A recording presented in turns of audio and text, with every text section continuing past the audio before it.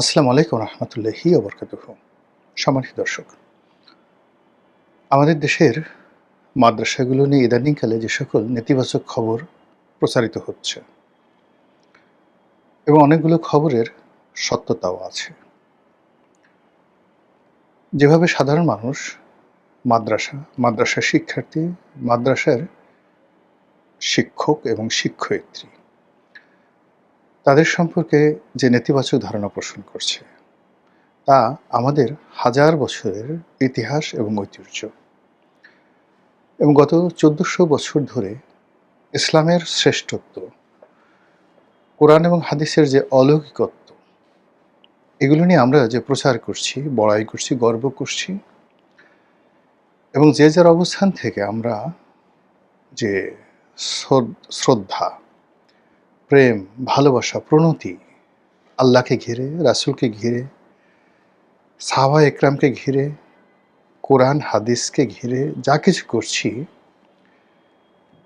সাম্প্রতিককালের পুরো ঘটনা যেন বুমেরাং হয়ে যাচ্ছে।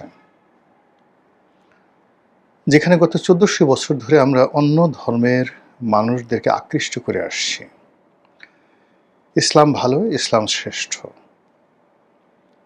আমরা কোরআনের সঙ্গে হাদিস, হাদিসের সঙ্গে ইজমা এবং কিয়াস, তার সঙ্গে বিজ্ঞান, শিল্প, সাহিত্য, সংস্কৃতি এবং সামরিক বিদ্যা, এগুলো আমরা অর্জন করেছি। অর্জন করে সারা পৃথিবী আমরা শাসন করেছি প্রায় ৮০০ বছর ধরে। পুরো ভারতবর্ষ, মধ্য এশিয়া, যেটিকে সেন্ট্রাল এশিয়া বলা হয়, সেন্ট্রাল এশিয়ার পর ইউরোপের বিরাট অংশ, গ্রিস, তারপর তুরস্ক, এরপর ফ্রান্সের একটা বিরাট অংশ, স্পেন। তো দক্ষিণ পূর্ব এশিয়া, পাক ভারত, মধ্য এশিয়া, এর বাইরে গিয়ে আমরা যখন ইউরোপে গেলাম, ইউরোপ ছেড়ে আফ্রিকা, আফ্রিকার বিস্তীর্ণ অঞ্চল আমরা শাসন করেছি। উত্তর আফ্রিকা, পশ্চিম আফ্রিকা এবং উত্তর, দক্ষিণ আফ্রিকা ছাড়া দক্ষিণ আফ্রিকারও কিছু কিছু অঞ্চল মুসলমানরা শাসন করেছে, যেটিকে আমরা সাব সাহারা অঞ্চল বলি। এরপর মধ্যপ্রাচ্য, পুরো মধ্যপ্রাচ্য, অর্থাৎ সেই ১৬০০ খ্রিস্টাব্দে বা সপ্তদশ শতাব্দী পর্যন্ত পৃথিবীর এমন কোনো অংশ নেই যে অংশে ইসলামের দাওয়াত এবং সামরিক শক্তি পৌঁছায় নাই। কিন্তু এখন কি হচ্ছে? এখন আমাদের এই দেশে বহু মানুষ, মানে এগুলো এখন আমরা বলতে বুক ফেটে যাচ্ছে। আমাদের মধ্যে এখন ভয় হচ্ছে যে খ্রিস্টানরা এদেশ দখল করবে, এদেশে খ্রিস্টানদের রাজত্ব কায়েম হবে। বৌদ্ধরা এদেশ দখল করবে, বৌদ্ধ ধর্ম কায়েম করবে। ভারত এদেশ দখল করবে, হিন্দু ধর্ম কায়েম করবে। এরকম যখন একটা পলিটিক্যাল এনফোর্সমেন্ট চলে আসছে, ঠিক সেই সময়টাতে ইসলামের যে মূল এবং মৌল ভিত্তি, সেই ভিত্তিগুলোতে আঘাত আসছে। আমাদের দেশের মাদ্রাসা শিক্ষা অতি প্রাচীন।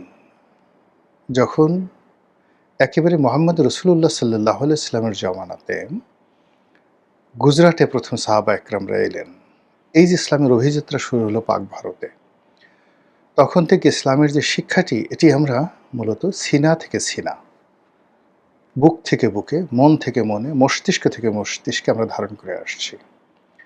ওই ১৪০০ বছর আগে যেভাবে কোরআন শিখেছি, যেভাবে গুন্না শিখেছি, যেভাবে আমরা আরবি ভাষা শিখেছি, বেশিরভাগ ক্ষেত্রে, অলমোস্ট 90% ক্ষেত্রে আমরা হুবহু সেই অবস্থানটা রেখেছি। পৃথিবী অনেক পরিবর্তন হয়েছে, আরবি ভাষা অনেক আধুনিক হয়েছে, কিন্তু আমরা এখনও মধ্যযুগের সেই যে অরিজিনালিটি, অ্যারাবিক উচ্চারণের, কোরআনিক ভাষার শিক্ষার এবং কোরআন হাদিস ইজমা কিয়াস সম্পর্কে আমাদের যে বিশ্বাস, এই বিশ্বাসটা কোনো জ্ঞান এবং প্রযুক্তি এখন স্পর্শ করতে পারেনি। ফলে আমার কাছে মনে হয়েছে যে ধর্মপ্রাণ মুসলমান বলতে যদি পৃথিবীতে বিশাল জনগোষ্ঠী সবচেয়ে বেশি থাকে সেটা বাংলাদেশে আছে। এখানে অনেক অভাব। কিন্তু একজন কোরআনের হাফেজ চুরি করবে, ডাকাতি করবে এটা কল্পনাই করা যেত না। যেখানে অন্যায়, অবিচার, চুরি, ডাকাতি, রাহাজানি, ছিনতাই মানে অহরহ, সেখানে দাঁড়িয়ে আছে, টুপি আছে, আলখেল্লা পরা হুজুর, তারপর কোনো একটা মসজিদের ইমাম, মাদ্রাসার শিক্ষক, এই মানুষগুলো অন্যায় শত শত বছরের ইতিহাসে করেনি। বরং বিশ্বাসের জায়গা, ভালোবাসার জায়গা, আস্থার যে জায়গাগুলো এগুলো আমরা তাদেরকে দিয়েছি। কোনো একটা বাড়িতে এসে যদি এরকম একজন মানুষ একেবারে অপরিচিত শুধুমাত্র মুখে দাঁড়িয়ে আছে, তসবিহ আছে, এসে ডাক দিলেন, মা আমাকে একটু থাকার জায়গা দিন, এটা সেই 1200 শতাব্দী থেকে আজ অবধি তাকে আপ্যায়ন করার জন্য পুরো বাংলায় একটা রব রব অবস্থা তৈরি হয়ে যেত। এর প্রেক্ষিতে দেখা গেল যে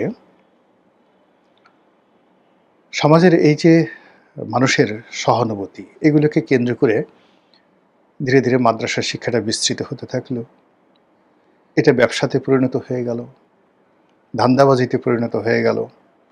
এটাকে আবার আধুনিক শিক্ষায় রূপান্তরিত করার জন্য এর সঙ্গে ইংরেজি শিক্ষা, ফার্সি শিক্ষা, কারিগরি শিক্ষা এগুলো সব যুক্ত করে এখন অলিতে গলিতে হাফেজি মাদ্রাসা, কওমি মাদ্রাসা, কিন্ডারগার্টেন মাদ্রাসা, ইংরেজি মাদ্রাসা, আলিয়া মাদ্রাসা, এরকম অসংখ্য বিভিন্ন জায়গাতে।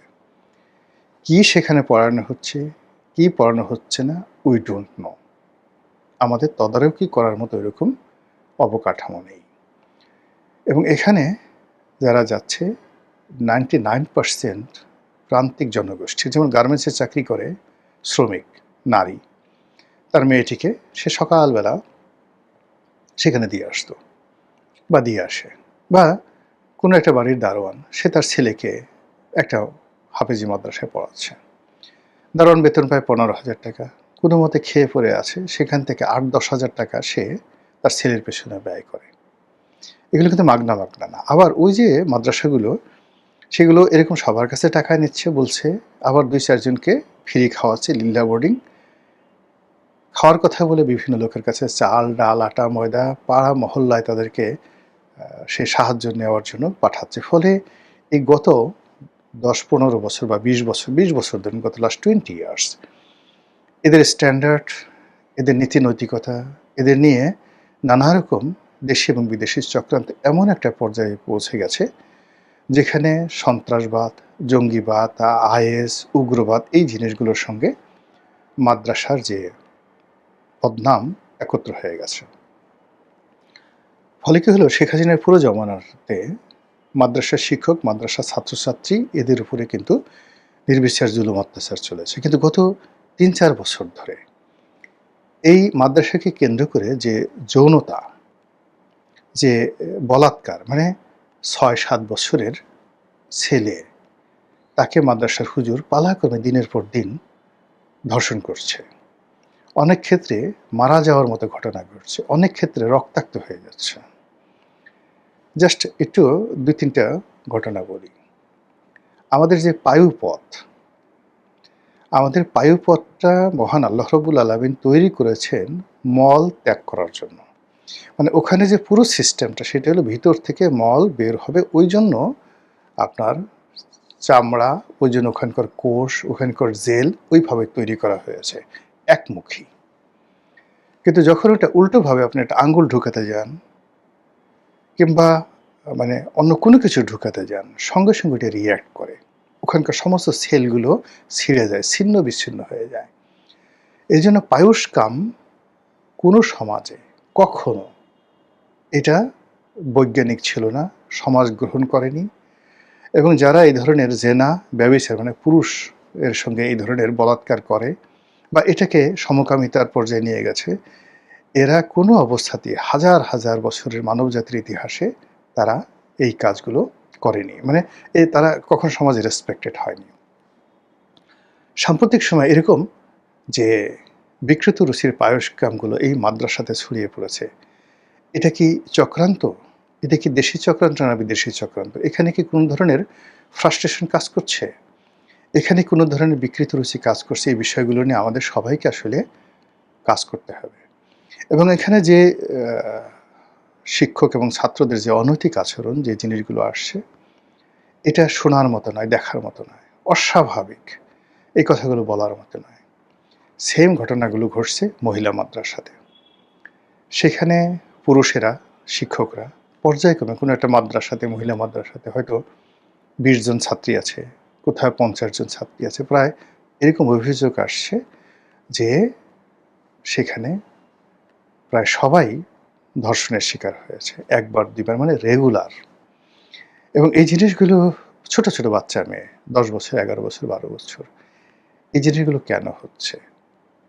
মানে এটা আমাদের সমাজের যে প্রান্তিক জনগোষ্ঠীর যে মন, মানসিকতা, চিন্তা চেতনা, এগুলো কি পরিমাণ রিভোল্ট করে। আমার একটা ব্যক্তিগত অভিজ্ঞতা বলি। আমার বাসায় একটা কেয়ারটেকার ছিল। কেয়ারটেকার ওয়াইফ, তারপরে কেয়ারটেকার, তারা ওই আমার বাড়িতেই থাকতো।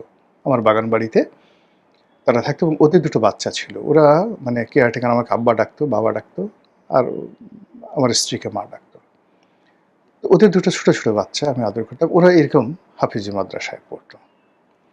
তো খুব ছোট, আমিও খুব আদর যত্ন করতাম। যেহেতু ধর্ম কর্ম করে, ছোটটার বয়স হয়তো ৫ বছর। সে এসে হয়তো কোরআনের একটা আয়াত বলতো, আমি খুব খুশি হয়ে যেতাম যে, আহা! না জানি কত ভালো কাজ করছে। আর বড়টা, ওটার তখন ৬-৭ বছর।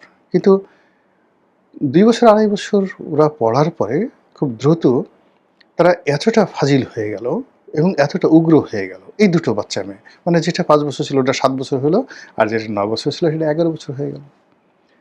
তারপর সেই কেয়ারটেকারটা হঠাৎ অসুস্থ হয়ে গেল। হাসপাতালে দীর্ঘদিন ছিল। প্রায় ১.৫ মাসের মতো সে আইসিইউতে ছিল, ঢাকা মেডিকেলে।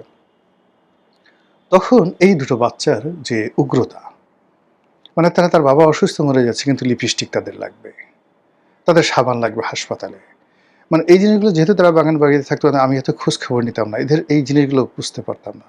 পরে লাস্টে সেই কেয়ারটেকারটা মারা গেল। এখন এই মেয়ে দুটো মানে তারা সেই তাদের গ্রামের বাড়িতে চলে গেছে। মানে পুরো ফ্যামিলিটা শেষ। এই হলো অবস্থা। তো সেদিক থেকে আসলে আমি কোনো বিষোদ্গার করছি না। এটা আমাদের একটা সামাজিক সমস্যা। এটা আমাদের একটা রাজনৈতিক সমস্যা। এটা আমাদের একটা নৃতাত্ত্বিক সমস্যা। আমাদের এই যে মাদ্রাসাতে যে সকল ঘটনাগুলো ঘটছে, এই ঘটনাগুলো যে আমরা সামাল দিতে না পারি, পুরো বাঙালি জাতিটাই একটি কওমে লুতে পরিণত হয়ে যাবে। মহান আল্লাহ আমাদের সবাইকে হেদায়েত দান করুন, হেফাজত করুন। আসসালামু আলাইকুম ওয়া রাহমাতুল্লাহি ওয়া বারাকাতুহু।